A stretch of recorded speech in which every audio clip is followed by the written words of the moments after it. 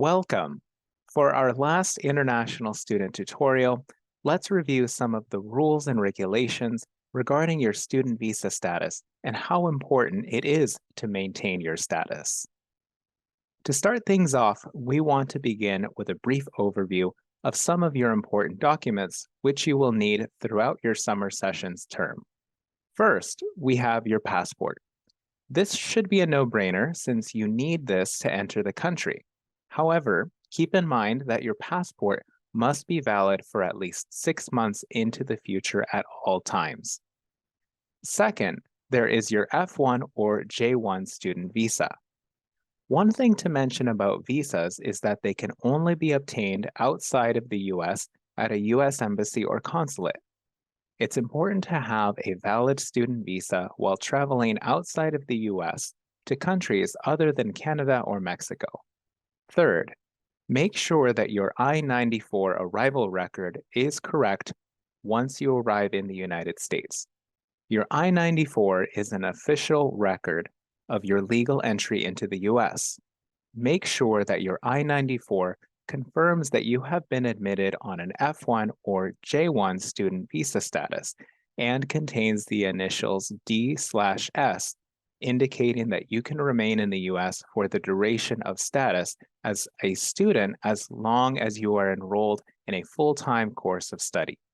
Lastly, there is your certificate of eligibility. Now, many students confuse this document with their student visa, but this document is completely different.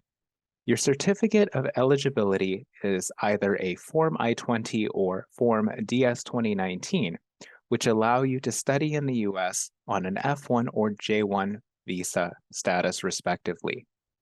You may have heard this before, but think of your certificate of eligibility as a key and your student visa as a car.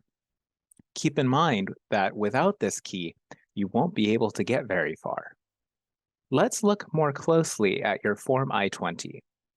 This form contains all of the relevant information regarding your program of study, including information about the school to which you've been accepted, the length of your program, and your ability to pay for the program. In the top left-hand corner, there is your SEVIS ID number. SEVIS stands for the Student and Exchange Visitor Information System, and this system helps us ensure that you are maintaining your F1 student status. The bold letters F1 indicate that you may be admitted on an F1 student visa. Lastly, please pay attention to the program end date listed under the program of study portion. This date will ultimately determine a lot about your F1 status, and we will cover this in more detail in later slides. You will also want to pay attention to the earliest admission date on page 1 of your I-20. You cannot enter the US using your F1 visa before this date. For those of you studying on a J1 visa, don't think we forgot about you. Let's take a quick look at your Form DS-2019. Like the I-20, your Form DS-2019 lists all of the relevant information regarding your program of study. However, the layout and information pertaining to your program of study differ slightly. On the top right-hand corner, you'll find your SEVIS ID number, and below that, you'll see the bold letter J1, indicating your status as a J1 student. Your program end date can be found in the middle towards the right in section 3. While this may not apply to many of you joining us for the summer, if you are planning on traveling outside of the US during your studies, please remember to check that you have a valid travel endorsement or travel validation on your certificate of eligibility. For students with a Form I-20, you will find your travel endorsement on page 2, while students with a Form DS-2019 will see their travel validation on page 1.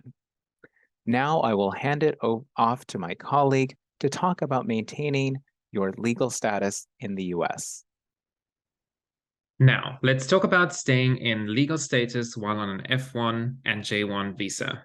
There isn't anything particularly hard about this, but you do have to follow some key rules. To do this, first remember to be enrolled in a full-time course of study.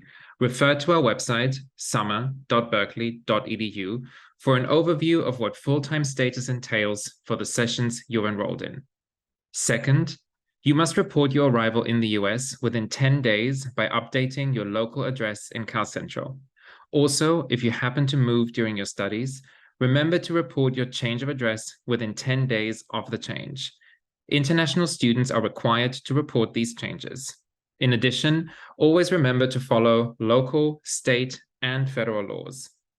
Talking about laws, remember that you are not permitted to work off campus without permission while you are studying in the US. Even if you find opportunities to work remotely, you are not permitted to work in the US, and this constitutes a violation of your visa status. If you engage in any work that is not approved by us, you are engaging in unlawful employment, and this provides the basis on which your SEVIS record may be terminated and you will need to depart the US. It is your responsibility to ensure that your passport, visa, and certificate of eligibility are valid at all times. If anything happens to these documents, please contact us so that we can help. Lastly, remember, students do receive a grace period after their program end date, thereby allowing you all to remain in the US for some time after you finish your courses. That being said, it is important that you depart the US before your grace period ends. Now, for students who are transferring their SEVIS record from another school, please make sure that you fill out the required form in your ISS portal within 10 days so that you can receive your new Form I-20 or DS 2019. This will help expedite your document processing. If you have any questions, just send us an email at visiting-intl@berkeley.edu. Please note that if you have a transfer pending certificate of eligibility for travel, you still need a transfer completed certificate of eligibility to maintain your status. Without getting too sentimental, your time with summer sessions will come to an end later this summer. However, that doesn't mean that your experience in the US is over. As we touched on briefly in an earlier slide, students receive a grace period following their program end date.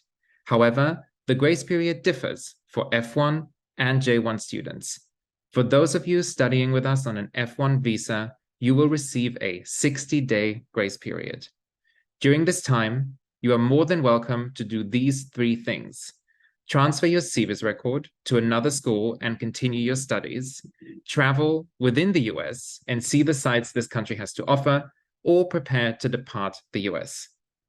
For those of you joining us on a J1 visa, please note that you receive a 30-day grace period. During this time, you may travel within the US or prepare for your departure from the US. You may have noticed that transferring during the grace period is not an option, and that is because J1 SEVIS transfer must be scheduled before the program end date. Since J1 transfers require a little extra coordination, please contact our office if you are interested in transferring. The last thing we want to talk about is scams. In this day and age, scams are everywhere, and unfortunately, international students are prime targets. That being said, if you ever receive phone calls or voicemail from people claiming to be from government agencies like the IRS, Homeland Security, or the DMV, just hang up and delete those voicemails. They are scams. Even if these people list your name and address or other identifying information, it's a scam. US government agencies are so busy that they do not have the time to actually call you in person and ask for this information. If you receive calls demanding that you pay money, do not pay. If the US government really needs to get a hold of you, they will do it in the old-fashioned way and send you a letter in the mail. If for some reason you do receive a letter from a government agency, take a picture or scan the document and email it to International Student Services, and we will help you with the next steps. This topic is very dear to us, and we don't want anyone being scammed. This concludes our last international student tutorial on your student visa and you. If you have any questions or comments, feel free to contact us at visiting-intl@berkeley.edu, and we look forward to seeing you this summer.